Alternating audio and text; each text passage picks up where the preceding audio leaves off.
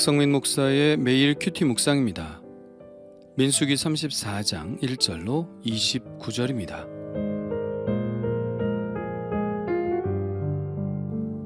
여호와께서 모세에게 말씀하여 이르시되 너는 이스라엘 자손에게 명령하여 그들에게 이르라.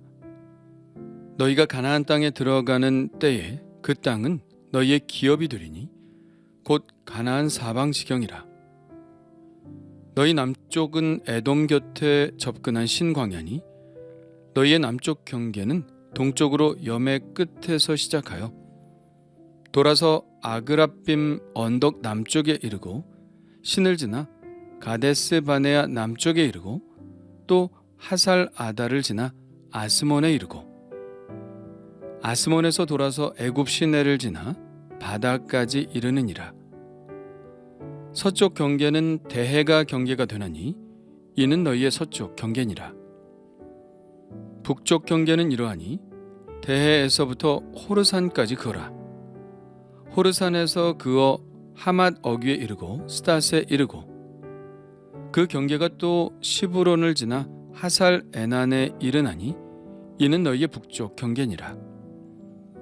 너희의 동쪽 경계는 하살 에난에서 그어 스밤에 이르고 그 경계가 또 스밤에서 리블라로 내려가서 아인 동쪽에 이르고 또 내려가서 긴네렛 동쪽 해변에 이르고 그 경계가 또 요단으로 내려가서 염해에 이르나니 너희 땅의 사방 경계가 이러하니라. 모세가 이스라엘 자손에게 명령하여 이르되 이는 너희가 제비 뽑아 받을 땅이라.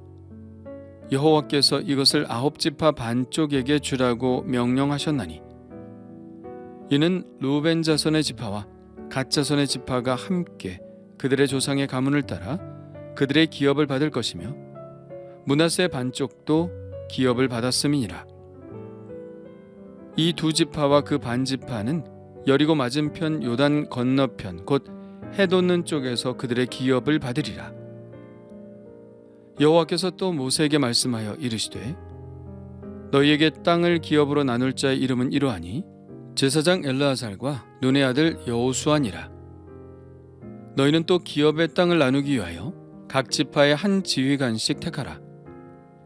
그 사람들의 이름은 이러하니 유다 지파에서는 여분네 아들 갈렙이요 시므온 지파에서는 암미우스의 아들 스무엘이요 베냐민 지파에서는 기슬론의 아들 엘리다시요 단 자손 지파에서는 지휘관 요글리의 아들 붓기요 요셉 자손 중 므낫세 자손 지파에서는 지휘관 에봇의 아들 한니엘이요 에브라임 자손 지파에서는 지휘관 십단의 아들 그무엘이요 스불론 자손 지파에서는 지휘관 바르낙의 아들 엘리사반이요 이사갈 자손 지파에서는 지휘관 아산의 아들 발디엘이요 아셀 자손 지파에서는 지휘관 슬로미의 아들 아히훗이요 납달리 자손 지파에서는 지휘관 암미훗의 아들 부다헬이니라 하셨느니라. 이들이 여호와께서 명령하사 가나안 땅에서 이스라엘 자손에게 기업을 받게 하신 자들이니라. 아멘. 하나님께서 모세를 불러 말씀하십니다. 가나안 땅이 이스라엘의 기업이 될 것인데 그 경계를 말씀해 주시겠다는 것이죠. 오늘 말씀을 통해서 하나님께서 이스라엘에게 주시기로 약속한 땅의 초기 경계가 어디인지 알 수 있습니다. 하나님은 이스라엘만의 하나님은 아니시죠. 온 세상의 하나님이십니다. 아직은 하나님을 알지 못하는 사람일지라도 언젠가는 하나님께 돌아올 자들이죠. 하나님은 이스라엘만 살피시는 하나님이 아니시라 그들도 이 땅에서 잘 살아갈 수 있도록 돌봐주십니다. 하나님이 이스라엘을 선민으로 택하셨다고 해서 그들에게 모든 것을 다 주시지는 않습니다. 그들에게 돌아갈 몫이 있고 그 경계가 있고 그 분수가 있죠. 하나님은 그것을 분명히 하고 계시는 것입니다. 자, 그렇다면 하나님이 생각하시는 가나안 땅의 경계는 어디일까요? 우선 남쪽 경계는 염해 끝에서 시작하여 아그라빔 언덕 남쪽, 신광야를 지나 가데스 바네아의 남쪽, 또 하살 아달 아스몬에 이르며 애굽 시내를 지나 바다까지 이릅니다. 성경에는 애굽 강이 나오고 애굽 시내가 나오는데 애굽 강은 나일강을 말하고 애굽 시내는 시내 반도 중앙부에서 발원하여 남서로 80km를 달려 지중해로 흘러 들어가는 시내를 말합니다. 지금은 와디 엘 아리쉬라고 부르죠. 우기에는 물이 풍부하여 수많은 지류의 물이 모여 바다로 빠지며 여름에는 물이 마르는 겨울, 즉 와디가 됩니다. 그리고 바다는 바로 지중해를 말하는 것이죠. 서쪽 경계는 당연히 대해, 즉 지중해가 되겠고요. 더 나갈 곳이 없으니까요. 북쪽 경계는 지중해, 즉 대해를 따라 올라가다가 호르산으로부터 동쪽으로 선을 긋습니다. 여기서 호르산은 아론이 숨을 거둔 호르산과는 전혀 상관이 없는 산이죠. 이 또 다른 호르산에서 하맛 어귀까지 선을 긋는데 하맛은 수리아에 있는 땅이죠. 하맛 어귀는 거기까지 올라가지는 않고요. 하맛으로 올라가는 입구라는 뜻입니다. 그런데 어떤 학자들은 하맛 어귀가 하맛과 113km나 떨어져 있기 때문에 하맛 어귀는 하나의 또 다른 지명일 것이라고 이야기합니다. 레바논의 베카 계곡에 있으며 지금은 레브라는 지명을 가지고 있는 곳이죠. 12정탐꾼은 이곳까지 정탐을 하고 돌아오지만 여호수아 때까지도 이곳을 점령하지는 못했습니다. 다윗 왕 때 드디어 이 북쪽 경계까지 확장하게 되죠. 이 하맛 어귀에서 선을 그어 스닷에 이르고 시브론을 지나 하살 에난까지가 약속의 땅 가나안의 북쪽 경계입니다. 마지막으로 동쪽 경계인데요. 북쪽 경계의 동쪽 끝에 있는 하살 에난에서 남쪽으로 그어져 내려오는데 스밤과 리블라로 내려가서 아인 동쪽에 이르고 또 내려가 긴네렛 동쪽 해변에 이릅니다. 긴네셋이란 우리가 잘 알고 있는 게네사렛을 말하고요. 갈릴리의 동쪽 해변을 말합니다. 갈릴리에서 요단강을 타고 내려가 염해 곧 사해까지 이르는 땅이 동쪽의 경계입니다. 이쪽이 동쪽 경계라면 아모리 왕 시온과 바산 왕 옥을 물리치고 르우벤 자손과 갓 자손과 므낫세 반지파가 차지한 요단 동쪽 땅은 엄밀히 말해서 하나님의 약속의 땅이 아니라 그 과정 속에서 덤으로 얻게 된 땅인 것이죠. 하나님께서는 당신께서 정해놓으신 이 경계 안에서 제비를 뽑아 9지파 반에게 주라고 하십니다. 왜 9지파 반일까요? 르우벤 지파와 갓 지파 그리고 므낫세 반지파는 이미 요단 동쪽 땅을 받았기 때문입니다. 그래서 나머지 9지파 반이 이 제비를 뽑기 위해 모이게 됩니다. 제비를 뽑을 사람도 하나님께서 지명을 하시는데요. 먼저는 제사장 엘르아살과 차기 이스라엘의 지도자로 선출된 여호수아입니다. 그리고 나머지 10지파에서 한 사람씩을 선택하는데 그 명단이 19절부터 28절까지 나와 있는 이름들입니다. 그런데 민수기에는 지파별로 우두머리들의 이름이 종종 등장하는데요. 1장에서는 인구 계수를 위한 족장들의 이름이 나오고 7장에서는 성막을 세운 후 헌물을 드리는 족장들의 이름들이 나오며 13장에는 12정탐꾼들의 이름이 지파별로 나옵니다. 그들도 족장이었죠.